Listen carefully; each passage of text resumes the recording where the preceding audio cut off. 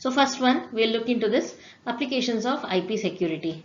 IP security provides security across a LAN, across private and public WANs and across the internet. So this IP security layer is providing security whether irrespective of what kind of network you are. If you are in a LAN, local area network, if you are across a private and a public network, you yourself have your own network. So that also it supports, and across internet completely from one country to another country, then in that case it is definitely providing security. Examples of its use include how it is possible. Secure branch office connectivity over the internet. So you have a branch office and through the internet it is helping you to achieve security. A virtual private network over the internet or over a public WAN is built. So what exactly happens in your branch you have, and you need to protect your network. So virtually a private network is built. So already you have the internet or already you have the wide area network. On this you have your own portal, SJBIT. So a private network virtually is built. So when you do this, it is highly impossible for the hackers to sneak into your websites. So that becomes multiple layers are there and multiple networks they have to cross. So that is how it can protect when secure branch office connectivity over the internet. Branch office can be secured. And by doing so, cost also is less, not that expensive. Network management overhead and business can be relied on internet. So you need not have to worry with too many employees working on the networking issues or the and also whatever the business you have, you can completely trust what happening on the internet. It is protected. So by building a virtual private network across the internet or over the WAN, your information is protected and not necessary to think about the network issues and other stuff like this. So that is one of the greatest application of IP security layer. One more application, secure remote access over the internet. So using internet you are going to access remotely. You are taking into some other portal which is not in your vicinity, which is few kilometers away, which is thousands of kilometers away. So how is this protected? If a system has IP security protocols, it can make local call to internet service provider and gain secure access to a company network. So if in your system you should have IP security protocols. Yes, definitely you should have. Only then things can be sorted out well. So that IP security will make a call to the internet service provider. So it will ask for the service provider and ask for permission to enter into an other network. Please allow me, I am very much genuine. So internet service provider is an authenticated body. It will not entertain all the fox calls. So you are telling I am a representation from this and this, I have my own respective. So looking into the email, it will check that you have a respective ID and therefore you are permitting, you are allowing, you are requesting to permit to the other network, and internet service provider will help in doing so. So in continuation with the applications, we will move on to the third part, which is establishing extranet and intranet connectivity with partners. So extranet is something something away from the network. Intranet is within the network. So IP security can be used to secure communication with other organizations, as I told you, extranet.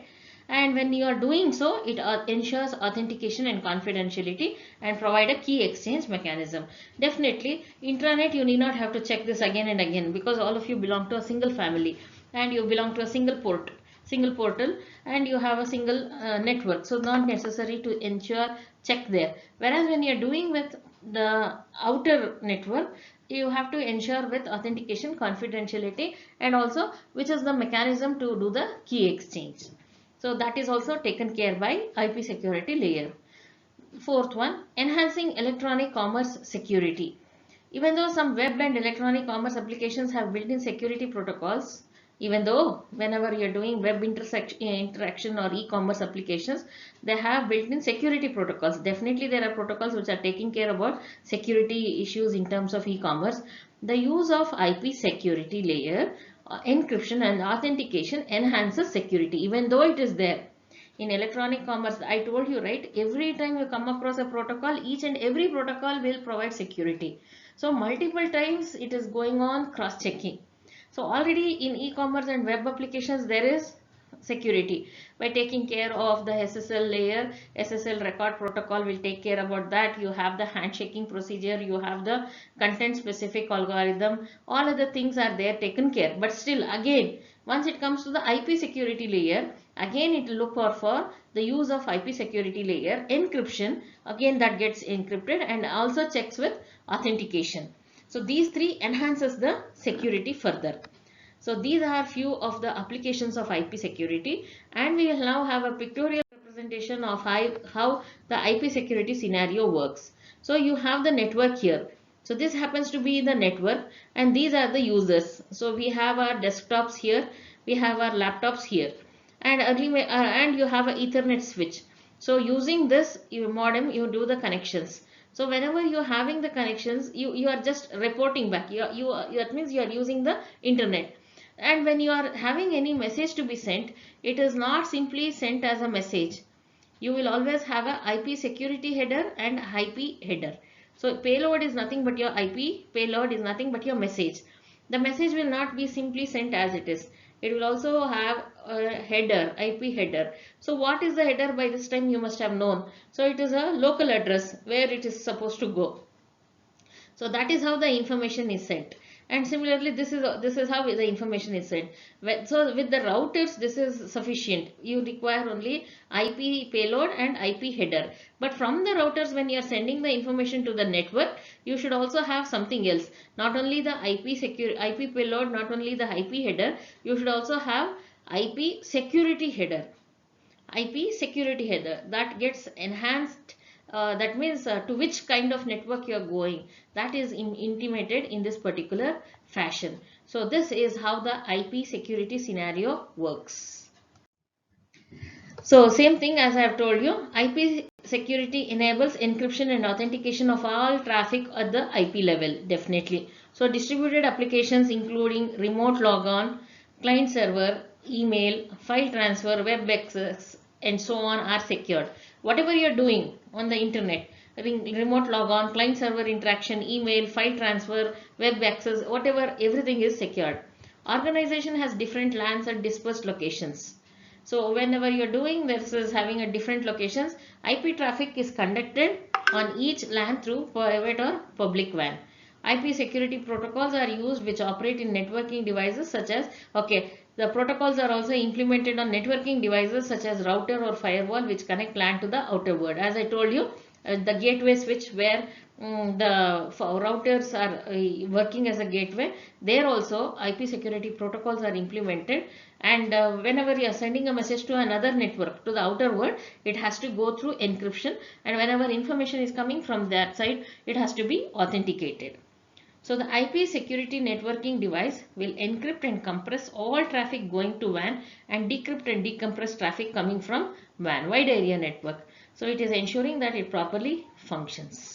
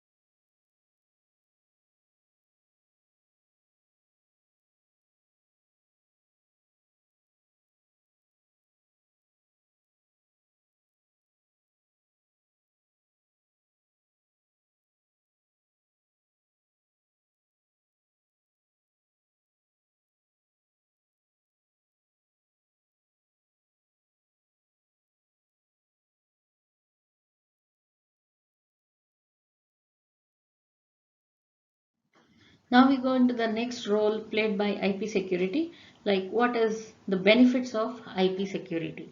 So what are the uses? By using so, what is it we can achieve? When IP security is implemented in a firewall or router, it provides strong security across every network and within the network.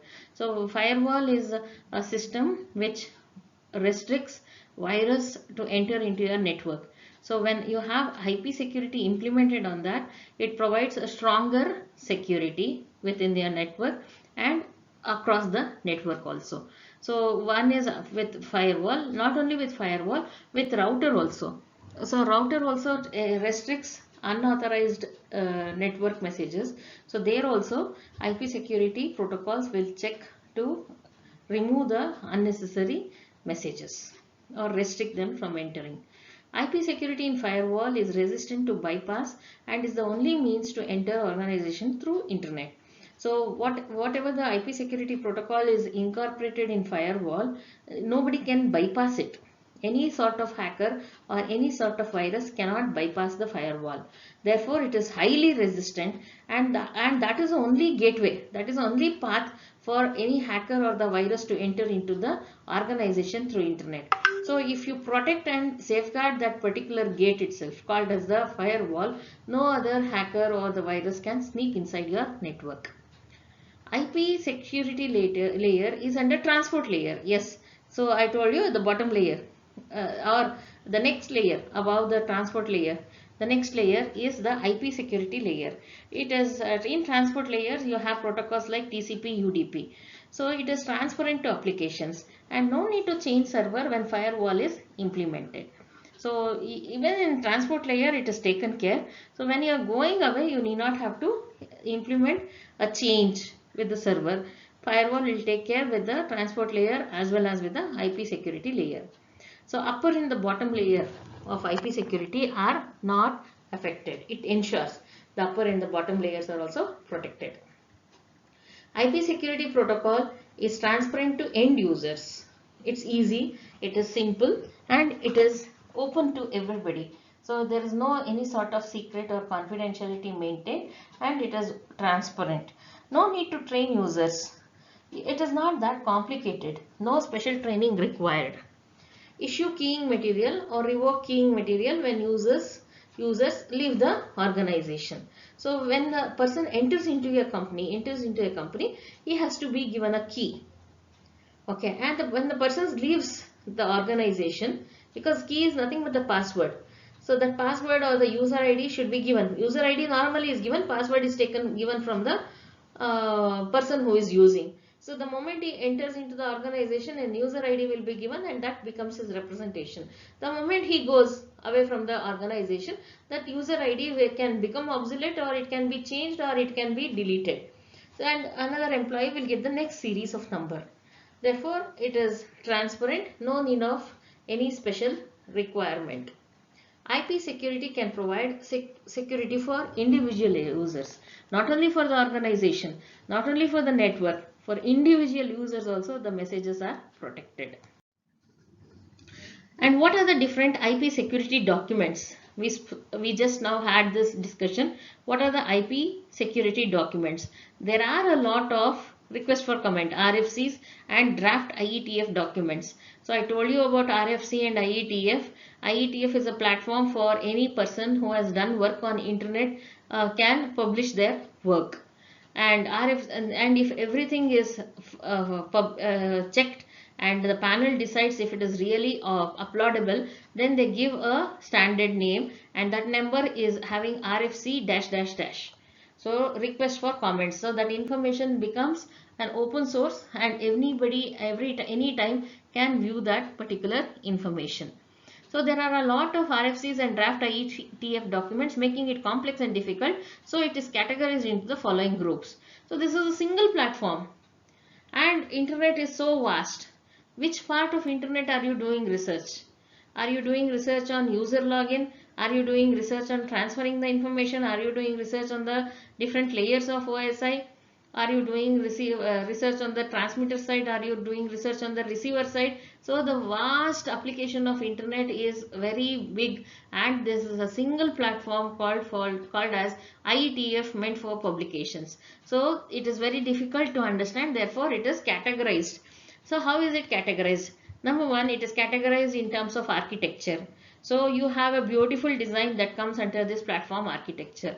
Authentication header, whatever you have done with respect to header contents, that comes into another category called as authentication header. Next you have encapsulating security payload. So your payload is your message, that message is secured and it is hidden. So that comes under different category. And next, internet key exchange, only specific to key exchanges. Next you have cryptographic algorithms, what are the algorithms being used, and others, which is not relevant to any of this. So like this we have different category of documents for each and every approach here. So what do you mean by architecture? Covers the general concepts, security requirements, definitions and mechanisms. Very much simple. Covers the general concepts of architecture, how the security requirements is suited for this particular design, what are the definitions and mechanisms implemented. Next is authentication header, is used for message authentication, and it has a number as RFC 4302. So authentication header, what are the contents in the header that is required to match the authentication. Encapsulating payload, this is having a reference as RFC 4303. Consists of an encapsulating header and trailer. Everything is encapsulated and provide encryption with authentication. So everything, you have your header and trailer along with the message. So all those three information are encrypted and it is also checked with authentication. Internet key exchange, collection of documents describing the key management schemes. So what are the documents, which are the different keys, how to exchange them, that is given as a document, and that is all about the internet key exchange. The cryptographic algorithms. This category encompasses a large set of documents that define and describe cryptographic algorithms for encryption, message authentication, pseudo-random functions and cryptographic key exchange. Major classification where all the algorithms or encryption, where all the algorithms should come is authentication, key exchange, pseudo-random functions and cryptographic key exchange. So that information is also there along with the code, along with the open source, along with the procedure, algorithm, every information is on the internet. And others, variety of other IP security related RFCs. So along with this, if you still have any other queries, you can go into this category called as others. Next, we have IP security services. So IP security provides security services by selecting required security protocols. How is it supporting? Which algorithm you have to use for which protocol, for which cryptographic key exchange, that information is given here.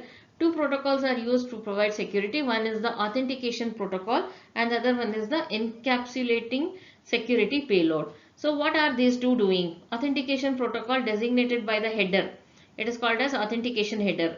So what is it doing? It is doing a combined effect of encryption and authentication.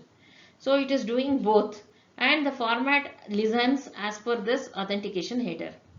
Next you have encapsulating security payload. So whatever the information you have, the message, the header and the tail, all are encapsulated and it is sent. So as a result, what is it you can provide? Access control. Not everybody can see this information. It is controlled. Connectionless integrity. Connectionless integrity means connection means it is within the network.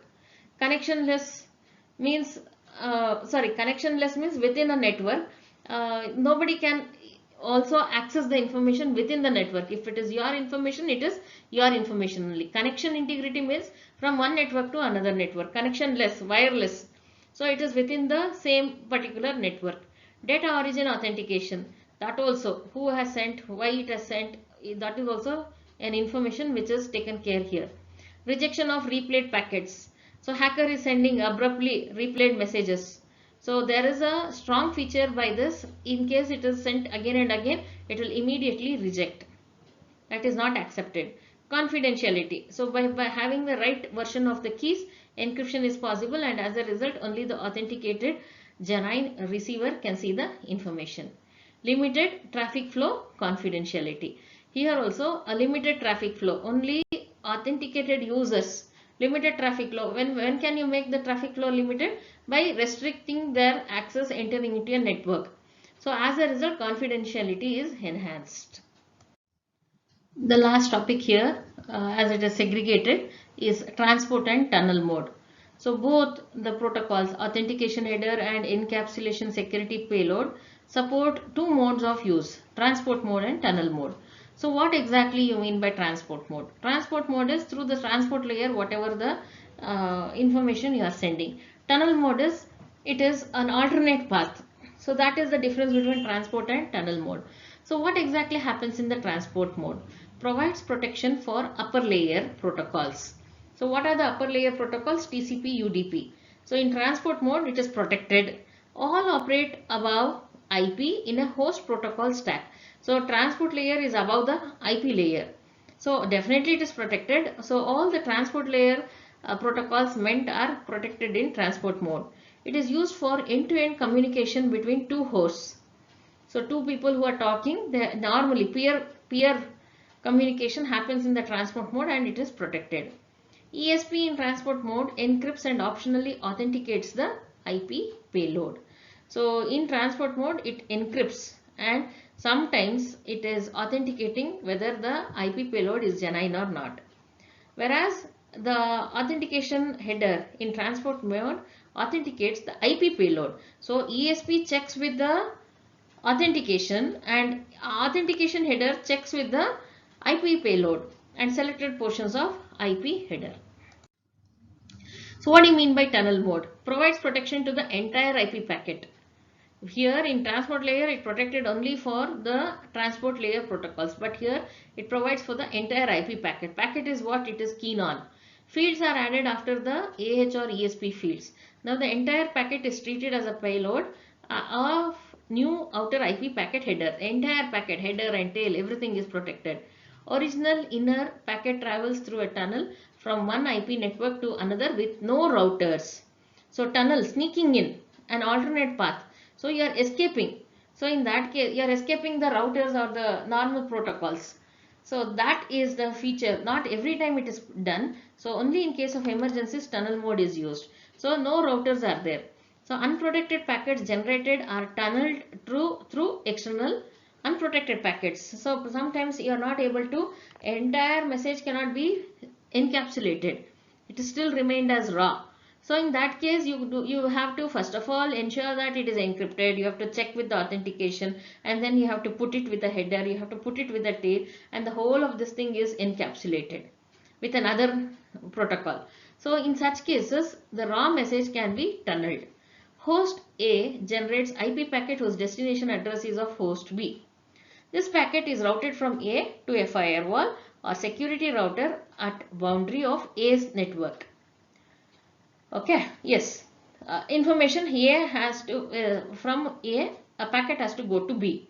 So when it has to go to B, the packet which is sent from A will have to undergo a security check through the router or through the firewall. So this happens within the A's network. Firewall filters and checks for IP security processing requirement, and if it sees yes, everything is authenticated. If it is required, it does the encapsulation. If so, it encapsulates the packet with an outer IP header. So the header, message, tail, everything is encapsulated with another header. So it tells that whole of this content is encapsulated. Original address is there. So where it has to go, that is been encapsulated, and that is the outer IP header. So this double layered packet is routed to B's firewall. Now it is very much protected. Within an envelope you have another envelope. That is how you are ensuring. Now it goes to the B's firewall. Here the outer IP layer is stripped off. Yes, what happens in B? The outer layer is removed and the inner packet is delivered to B. So this is how the tunnel mode works. We proceed with the next topic, which is called as IP security policy. So what exactly is a security policy? We need to understand this. Whatever is there as per the policies, we need to follow that. IP security policy is determined primarily by the interaction of two databases. So there are two databases, and the two databases are known here as Security Association Database, also abbreviated as SAD, and the Security Policy Database, which is abbreviated as SD. So these are the two databases available in IP security policy. Along with that, you also have security associations. So what do you mean by security association? This is a body which helps to achieve both authentication and confidentiality. With the help of associations, it is possible to achieve authentication and confidentiality, and it is a one-way logical connection between a sender and the receiver. It is only one way. It is not a reverse two-way. It is just originating from the sender. It is sent to the receiver. So what else is the highlight of security association? Security association is identified by three parameters. The three parameters of security association are security parameters index, also called as SPI, which is a 32-bit unsigned integer assigned to SA, security association. It is called as SPI. So security parameter index is a 32-bit unsigned integer. So this is the type of the data type of the integer assigned to this. This is carried in AH and ESP headers to enable the receiver to select the SA which is processed for. Similarly, you have another parameter in security association as IP destination address.